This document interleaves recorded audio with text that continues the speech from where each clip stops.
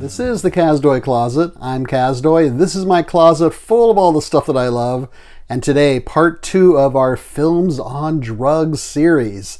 Today's film is from 1989, and I believe it is the lead actor's best performance and the director's best film, and it was his first feature film. Let's check it out. Today's film on drugs is Drugstore Cowboy, 1989, 100 minutes long, in color. It takes place in Portland, Oregon in 1971, so a very specific place, a very specific time period. It's about a quartet, two couples, of drug addicts who rob pharmacies and take drugs, basically. It begins with a voiceover from the main character. He's being wheeled into an ambulance, and then the rest of the film is what led to this happening. The main character is played by Matt Dillon. I think this could be his best performance.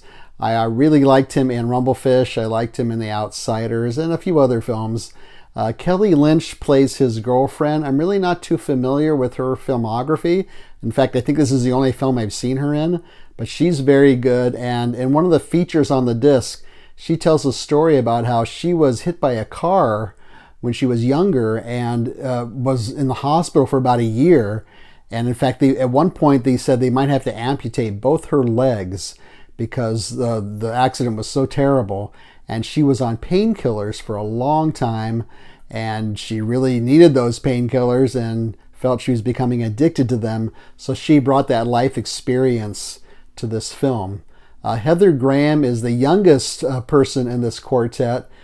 She's fine. I really liked her in Boogie Nights. She was a little distracting in this film, I thought, because she's just so young, and they do reference how young she is, but she's just so pretty that I thought, I don't know how she would fall in with this group of people. Now, Kelly Lynch is a beautiful woman too, but she has more of an edge to her, not quite cute as a button as Heather Graham is, and of course she's more mature than Heather Graham. Making an appearance in this film also is William S. Burroughs. Now, there's a whole episode you could do on William S. Burroughs alone. He was one of the original Beat generation writers, along with Jack Kerouac and Allen Ginsberg. And he was a morphine addict, and he was a heroin addict, and he was a drug dealer, and he wrote the book Naked Lunch. And he plays a priest who was kicked out of the priesthood because he was doing drugs. And Matt Dillon was also his altar boy in the film when he was younger. The director is Gus Van Sant. I think this is his best film, and I do believe it's his first feature film. And I also like him. I also like his film To Die For, which also featured Matt Dillon. So I'd say To Die For and this one are my two favorite Gus Van Sant films. Dillon's character, Bob, is very multi-dimensional. He's the ringleader of the quartet. He is the brains behind the outfit. He says stuff that surprises you once in a while, or how smart it is, but he's also says some dumb things and does some dumb stuff. He's very superstitious, especially about if you leave a hat on a bed.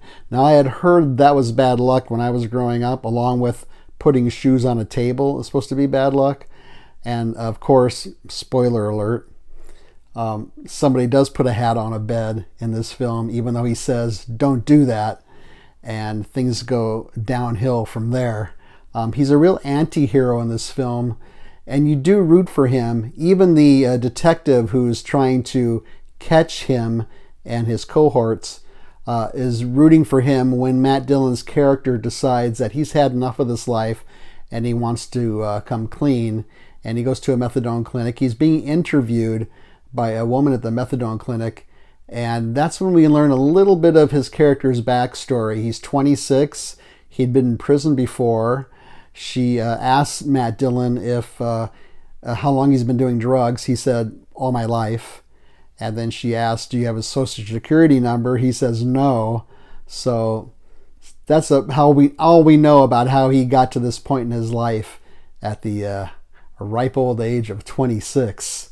One thing I really appreciate about this film is it avoids the pitfalls that a lot of, especially books about drug addicts or by drug addicts fall into, that is kind of a pet peeve of mine, which is it's just one anecdote after another of getting high and doing drugs and then reaching the bottom and pulling yourself back up, doing more drugs. I find those books after a while to just be monotonous and kind of boring, really. In fact, at one point, Matt Dillon's character says something about the stress of the drug life, the everyday drug life of trying to get drugs and getting high and then getting the next high, so on and so forth. But this film doesn't really dwell on that, so that's good. If it did, I would find it boring. I just don't want to watch an hour and a half of people getting high. So it's more than that. I think you see them once getting high, shooting up, or taking pills. The music, the original score, very good. A little jazz influence, can be kind of edgy. I also appreciate how they use humor in this film. For example, some of the things they say, the characters say, and then also at one point, these people have to leave their house, and so they move into a motel, and after a few days, the motel manager tells them, "We need your room because there's going to be a sheriff's convention here." And so, what's the worst nightmare for a bunch of drug addicts is that the place they're staying is taken over by 100 sheriffs. So I thought that was a pretty humorous touch. There's some nice visual motifs in this film as well to sort of communicate the euphoria of feeling under the influence of these drugs and also what they're occupied with. So you'll see Matt Dillon's face, and then superimposed over his face, you'll see pills floating around with this kind of dreamy music and certain objects that are important in the film, like there's a gun that floats by, and then the hat floats by, and then the pills and syringes float around and stuff like that. And I thought that was really nicely done. And for all those reasons I've given, the performances, the writing, the avoidance of cliches, and Matt Dillon's character is very interesting. All those reasons put together, I'm going to give this one 4.5 pills out of 5. Now, what's on this disc? Well, this is another imprint Blu-ray from Australia. So let's take a look. We have another very nice glossy slipcover. You can see that the reflection of the camera there. Very nice. You have different artwork on this disc cover. And you have our quartet of people. There's our 4 main characters inside there. You have several features. One is the feature that about Kelly Lynch. She's actually talking, and that's where I got that story about the hit and run accident. There's a feature on the making of this film, which they say in 1989 when they made it, it was the beginning of the American independent film movement. I'll take their word for it. I really don't know. There is a nice visual essay, which runs about 10 minutes. The Kelly Lynch thing is about 20 minutes, and the making of documentary is about 20 minutes. And there's about a 10-minute piece on the scoring of the music for the film. Where can you see Drugstore Cowboy? You can rent it, you can buy it, or you can try your local library since it's been out for a while. All right, there's our second installment of Films on Drugs. What will be next? Stay tuned and find out. Hope you like this episode.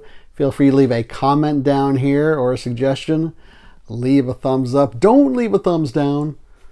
Subscribe would be great. Share this with your friends and neighbors. Otherwise, thanks for watching. See you next time.